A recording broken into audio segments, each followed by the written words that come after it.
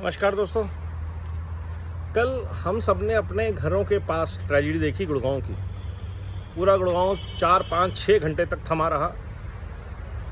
लगातार बरसात होती रही और लोग जहां थे कोई घर नहीं पहुंच पाए, कुछ भीग गए, कुछ डूबी हुई सड़कों पे चल रहे हैं, गाड़ियां फंस गई। लेकिन ये ट्रेजेडी उस ट्रेजेडी से बहुत कम है जो अभी हिमाचल, उत्तराखंड, पंजाब, जम्मू भुगत रहा है, और देश के अन्य हिस्से भी जहां बाढ़ है और जहां आने वाले दिनों में इसका प्रकोप बढ़ने वाला है। और मैं एक बार फिर कह रहा हूं, ये ट्रेजेडी जो है, इसके लिए अगर कोई जिम्मेदार है तो सिर्फ भ्रष्टाचार और लालच। ये जो अनप्लान्ड डेवलपमेंट हो रही है, किसी को भी ज़मीन दे दो, कुछ भी कहीं जंगल काट के बना दो, नदी के किनारे रिजॉर्ट्स बना दो, पहाड़ों को काट के कॉन्डोमिनियम्स बना दो, बड़ी बड़ी बिल्डिंग खड़ी कर दो, ये उसका नतीजा है। कहीं भी खोद के पहाड़ तोड़ के सड़कें बना दो। नदी और पहाड़ अपने रास्ते, अपनी जगह नहीं भूलते। चाहे वो अरावली हो, घाटा हो गुड़गांव में, और चाहे वो यमुना हो दिल्ली में, और चाहे वो उत्तराखंड की नदियां हों, खड्ड हों। पुराने पुराने मंदिर नहीं हिल रहे, नई नई बिल्डिंगें बह रही हैं। क्यों? नए नए प्रोजेक्ट बह रहे हैं। क्यों? क्योंकि आपने उनको लालच में डेवलप किया, बिना स्टडी के, बिना प्लानिंग के और वार्निंग्स को इग्नोर करते हुए।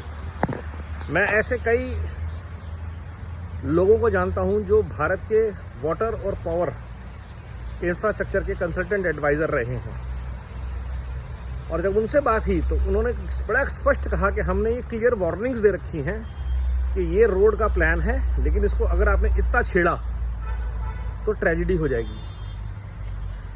ये उसका प्लान ए है, ये प्लान बी है।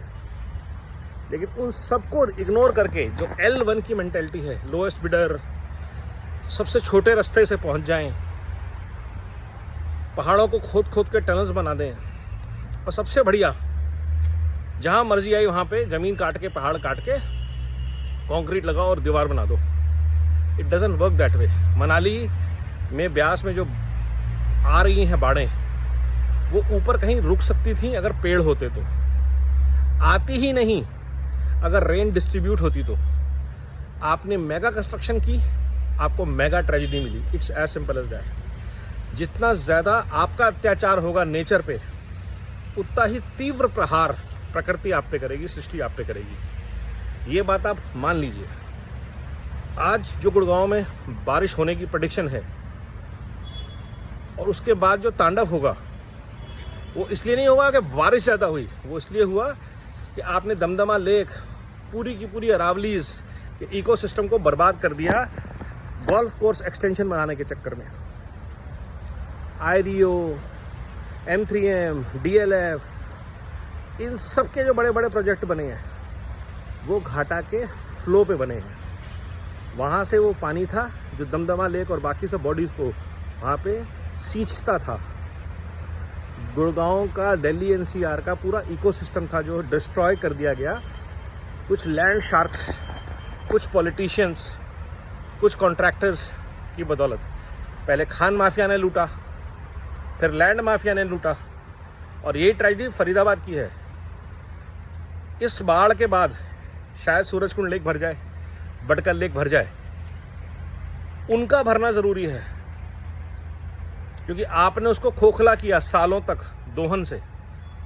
तो ये हमारे पाप हैं, हमारे कुकर्म हैं। और ऐसा नहीं है कि सरकार और नेता जिम्मेवार है, हम सब जिम्मेदार हैं। हम सब ने वहाँ घर खरीदे, हम सब ने यमुना के किनारे बने हुए घर खरीदे।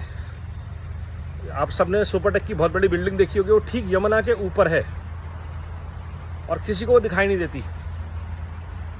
शायद प्रभु का आशीर्वाद ये कि वो बिल्डिंग आज तक पूरी नहीं बन पाई।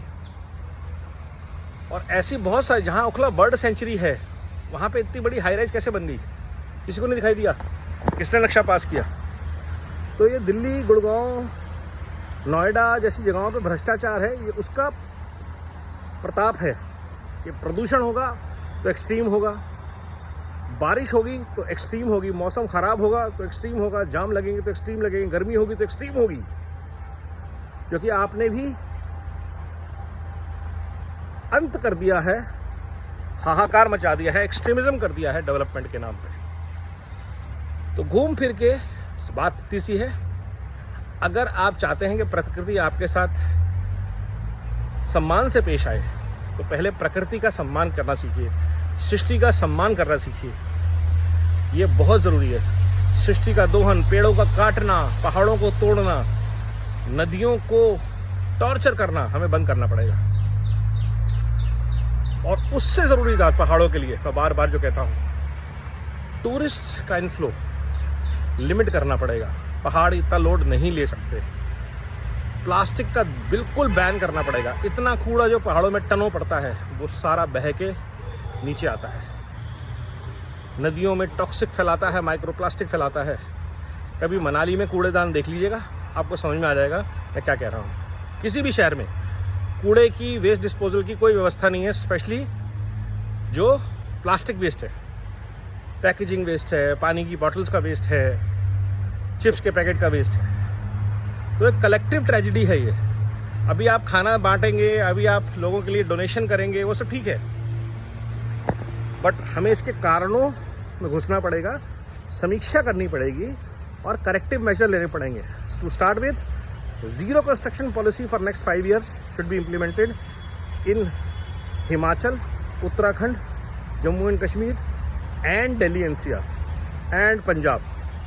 ज़ीरो कंस्ट्रक्शन, जो डेवलप प्रोजेक्ट ऑलरेडी चल रहे हैं उनको फिनिश कीजिए। No new project should be allowed to be launched in any of these areas for next 5 years, कितना भी अर्जेंट क्यों ना हो।